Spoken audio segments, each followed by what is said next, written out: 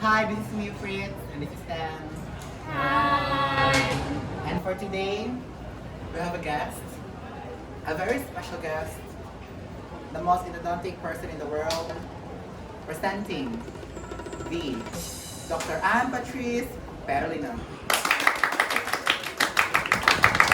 So right now we're going to start our interview. We're going to start with you. Hello, Doc. Hi. So, how do you balance being a private practitioner and at the same time teaching at Southwestern University? Well, actually, balance, time management, I would say. Time management and discipline. Like, for example, I have to first give priority to my teaching profession. So whatever the university gives me the time, and then I have to adjust. Being a private practitioner, I can always adjust my time schedule with my private patients. Especially nowadays, everything goes by appointment. So whenever I have time for the school, I give what is due, and what is due for my private practice, then I attend to it. That's how I do it. Time management and discipline. Ako, Doc, I have another question. Which do you prefer working with, children or adults? Adults. And why? I like adults is because, well, children is okay, but it's kind of a bit difficult for children because you should really have some patience and touch for kids. Normally, in the past years, I would say 35 years in my practice, I met children, but I cannot stay long for their tantrums. And for me, treating adult patients would be better rather than sitting down and waste at least an hour doing nothing. But sometimes if there are cooperative patients or pedo, which are some pedo would like, and there is what you call a rapport that I get the rapport from the children, and they become my client thereafter. But you know, children is kind of difficult to get their attentions because children are children, and what is there when they go to doctors is always fear in their heads. So there are some children who are already I think well trained by parents to see doctors, so they're not afraid. But there are some pedo patients which are not exposed to medical fields or checkup. These are the patients which are very difficult to work on. But of course, in general, I would rather consider myself as general practitioner for other patients. I'd like to ask in regards to your private practice, Doc, at what age did you start and what were the struggles when you started? Oh, start. To be honest with you, I graduated 85, batch 85 here in our school. And I think I was the first among the dentists who graduated in our batch to have a clinic. No? It was located way back in San Sianco. That's why people were trying to tease me, bapahan man, tindong dahil no. Actually, my father, it was just a good timing that after I graduated from dentistry, my father's retirement, he gave it to me. And that was his dream, being the youngest in the family. And of course, being a dentist, he thought right away that I should go practice right away. So the struggle is number one is to build up the place where should location be. Second, all documentations. Third, financial investment. Okay, how much should incur? And of course, if the clinics are there now and all the facilities, next is how to get their client. So that's basically the most hardest part, and that's where you should start now. Of course, in the first couple of years, because you still have to establish your patient, it takes time. And for me, having patient, it all depends on how you make your practice nice. It's the rapport, the management, how you take care of your patients, and of course, the success of the treatment. I would say that would be a big factor. Because syempre, if you don't deal with the chip compared to the patient, you know, by word of mouth is one of the marketing strategy in our profession. Even though you don't have to spend so much. Like nowadays, I would say, for me, I'd like to go more quality rather than quantity of patient. Okay? Quantity will come as long as there's quality. Yes. Next question, Doc. What would you say are factors that we need to consider when choosing a location to establish our clinic? Number one, your investment. The location counts a lot. If you belong to an establishment or place location of high end, of course you would expect the buildings, and all the rentals to be high. But if you want to start in the middle, like uptown or cheaper in column areas, then you will get, number one is the rental. Because remember in the law now we have the government, the owner of the building can have an increase in the contract of 10% per year. All depends. Yes, they increase the rental. They can go every year, increase 10%, or maybe after, depends on fine, but they have the right to increase the rental. So that's what I'm saying about finance. Number one is always finance. Okay? That's why if you're born with a silver spoon, why not invest the high technology and everything goes social, But again, when you talk about ROI, it will not come back to you right away in 1 year's time. It will take about 4 to 5 years time. If you want to start, like being general practitioner, there are many equipments available now that you can buy that you don't have to go right there right away. You start the basic. And once you get the feel of the profession and you've got clients already and you have the money and you've got the return of investment, then you can invest and expand the business. You see? It's a matter of expansion if you're already satisfied financially. Next question though is how did you manage to maintain your business at this level? Whoa! Actually, pandemic came, we were closed by March, I think, right? Just in time for the finals. So pandemic came in March, second week of March, so Ghost Town, Cebu City was March, April, 2 months, almost 1 month and a half, 2 months. So we all stayed in the house, but when April, May came in, and there we were able to identify, and Delta was let it in, and we had this immunization, the first boosters, the first immunization, and we had word from the World Health Organization, and of course from PDA, we had to attend the seminars, protocols on how to deal with the COVID. What are the precautionary measures they gave us? So before we decided to go back to practice, which sad to say so not all came back right at that time, is to know first what are the protocols, what are the signs and symptoms of COVID, how to prevent, etc., how to do disinfections and everything. And of course, the kind of PPEs which was different from what PPEs are using before.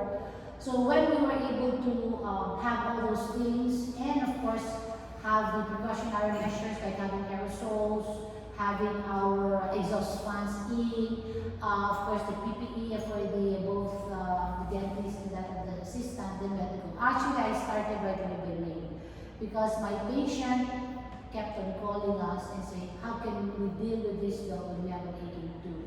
So I can imagine, in my area in Fuente, I think I was the only dentist that was already back to business by May, a year ago. I had to. Well, not because of finances, maybe secondary, but it's more of the patient's need. They were calling me and they needed the attention. Okay, Doc, we know that you're one of the most sought endodontist here in Cebu. Trying. And yeah, knowing that you really have your name established here in Cebu City or even in the Philippines. Knowing that, Doc, there's still a very tight competition between dentists. How are you able to keep the patients coming, and how are you able to make your name loud in the market? Well, actually, endo really not really came to my mind when I started here in school. To be honest with you, I'm 25-year-old already from this, this institution. This year marks my 25 years in service for school and 3 years in Metro Manila when I was teaching Center School Art. So that makes it 28 years in teaching already. Endo came in actually when my partner in clinic, I used to be with surgery before. Actually, it was surgery was given to me. I was working with Dr. Villaluz, Dr. Flores, and me. And of course, we had Dr. Parajan as our anesthesiologist. in case we have problems with pain control. But when Dr. Cabral, who used to handle endodontics, retired already, she gave me the responsibility. But during the time when she was here, I was just looking at her. No? She was also a one-man woman, a one-man doctor doing the endo. But if she would do other things, she would say, "Oh, sige, tanawa lang na." But never did I really appreciate endo. But because, again, the task was given to me, I personally had to ask my dean that I cannot face the wall. I don't want to face blank wall, not knowing the deeper meaning of the management for endodontics. No? So I had to go a course in Manila. So I had to travel for I think more than a month every week, and I went to school in UE together being a member, affiliate member with Endodontic Society of the Philippines where I graduated. So there gave me the eye or the opening of what endo is more deeper, and of course modern technology, because the endo that we learned before was different. It was more of conventional, not more of what we have now. So what keeps me going is that I never stop from that time on. I always keep myself involved to any seminars or conventions, especially when it comes to endo. I always upgrade ourselves. That's why maybe it is a calling for me that I have endo, because through the years, as I said before, it gives me goosebumps because I don't know, maybe I still believe in divine providence. Among all schools, why is it then Southwestern University was given the privilege to have the motor NJ, which throughout the Philippines we did not have that. And I was also given the opportunity to represent the Philippines when we were in Indonesia. And I think that was just a call to say, this is for you. So that's why it came about that I became very interested with endo. So I never stopped. No? I think there's more to learn. It's not only during that, but still until now I'm still learning. More to learn. And of course, it's not more of theory, it's theory plus experience. Because there are other things that the theory does not tell, but when you apply it, it happens. So you have to combine both theoretical and experience. And of course, the skills. Skills will come in if you're exposed to all these indicates that you have. Okay. Ay, nanong mag-ask? Kanang po sa mga kanang, di ba like, you've said nga, like ako said nga, you've established your name. I forgot to say. Well, establish my name, it came about like what? First, I think having my billboard, but maybe the names that we have outside, I say, actually I place it endodontic enthusiast. Why enthusiast? Because enthusiast means it's what we learned from my colleagues in Metro Manila, from ESP. If you don't get into a TIS, but for me, why do you have to become a TIS if you have the talent? The TIS is just, for me, in my own perception, in my own understanding, is just acquiring the needs to get the TIS, like doing theses, doing cases, but you can do these cases in your own clinics. So we were told in the society that you can put the word enthusiast. I think I'm the only one here who's using that term, endodontic enthusiast. And I get my patients through referrals because I learned, and we learn now, in the practice of dentistry is more of a referral system, like in the field of medicine. Like you have different specialty. I get referrals from my students who are non-dentists, because they're not interested in doing endo. I get referrals also from my colleagues here, especially Dr. J.V. Araneta, gives a lot of referral because of his referred patient. I get referrals from a cosmetic dentistry. Before they do veneers, they come to me and I return it back to them. And my students. And of course, patient referral. No? So, surgeons, so people practicing surgery like Dr. Rufo has a lot of patients and does not want to do extraction. They let their patient come to me and then I return it back to them. So this is how I expanded my practice in endodontics. Kondo ka nang regarding kayo, di ba, very progressive na kayo. Doing Kaya na, like, have you considered opening other businesses, related or not related to your dental profession? Wait.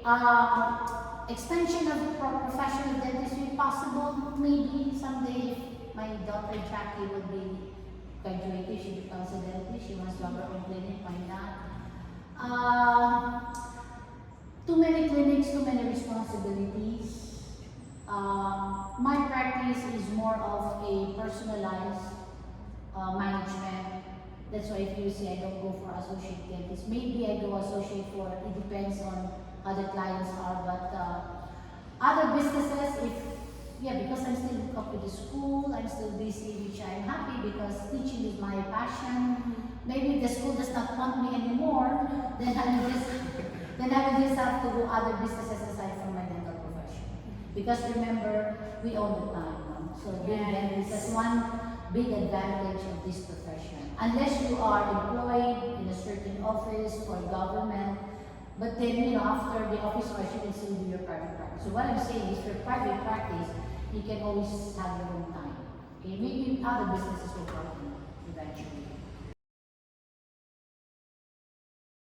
Well, message for the students, okay, who are still trying their very best to finish and to get the diploma as dentist. First, concentrate first, of what is being taught to you, what is to be learned, focus both theoretically and of course your skills, in developing your skills. And of course, if you put them all together, the next step is getting into the professional world and take your license. And after you take your license, there you will be able to identify to which area of specialty that you'd like to practice in the future. Definitely, we all become general practitioner and then select among these specialties in the field of dentistry that you'd like to focus on. Because in my own experience, I don't believe of jack of all trades or one-man band, having all the specialties in your hand. Because remember, we still need to take care of ourselves. We don't need, if stress is the #1 killer, and if once you get sick, how can you practice your profession? So hinay-hinay lang, and things will always come into place. And of course, you're so lucky. One day if you become dentist, you become professional. This is one of the highest profession, even worldwide. And of course, never forget to always be guided by God in our profession and our daily lives. Always thank Him for everything, for the blessings we have. Okay, so good luck. Thank you, Doc. To you. Yay! Thank you, Doc.